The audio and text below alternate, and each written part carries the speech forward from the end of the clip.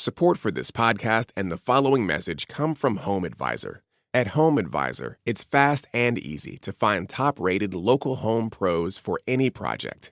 Compare prices and instantly book background-checked pros at homeadvisor.com or download the Home Advisor app for free. Scientists have created an artificial womb. It seems to be working in animals, and the researchers hope that someday it can help babies born prematurely. But the prospect of fetuses and very young babies growing in labs raises a lot of questions, as NPR health correspondent Rob Stein reports. Right now, many babies born way too soon often die. If they survive, Alan Flake of the Children's Hospital of Philadelphia says many are left with terrible problems. Cerebral palsy, mental retardation, seizures, paralysis, blindness, deafness. These kids are incredibly sick. They're incredibly damaged. So Flake and his colleagues created a device they hope will help someday. What we've tried to do is develop a system that mimics the environment of the womb as closely as possible.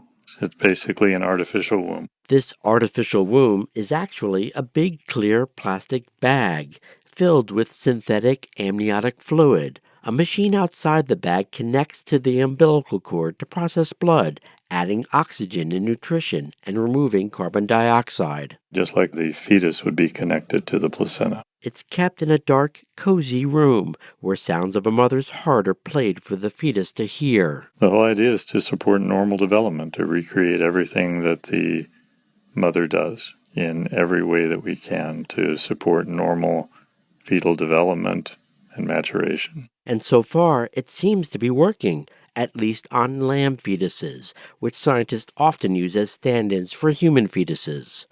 Flake's team put 8 fetal lambs in their artificial womb at the same stage of development as 23-week-old human fetuses. They've had normal growth, they've had normal lung maturation, they've had normal brain maturation, they've had normal development in every way that we can measure it. So Flake thinks the artificial womb could revolutionize the care of premature babies. If you can just use this device as a bridge, then you can have a dramatic impact on the outcomes of extreme premature infants. This would be a huge deal. Other experts agree. Jay Greenspan is a pediatrician at Thomas Jefferson University. The technological miracle that really they've performed here is a huge step to try to do something that we've been trying to do for many years, which is basically duplicate the womb. But some say the device raises a lot of troubling questions. Dina Davis is a bioethicist at Lehigh University.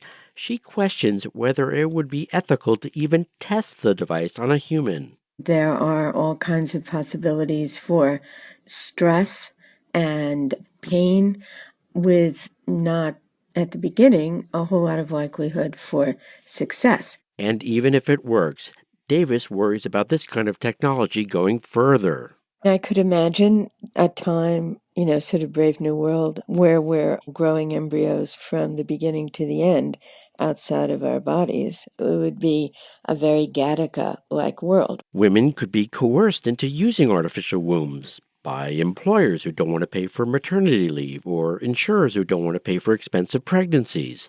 Scott Gelfand, a bioethicist at Oklahoma State University, says all kinds of things could become possible. If we have an artificial womb or a chamber that could be used to develop a fetus that's been removed from a woman's body until it's able to survive outside of the womb, you could imagine legislation in certain states which requires women who are having an abortion to put this fetus in an artificial womb. Flake says his team has no interest in anything like that and doubts it would ever become possible.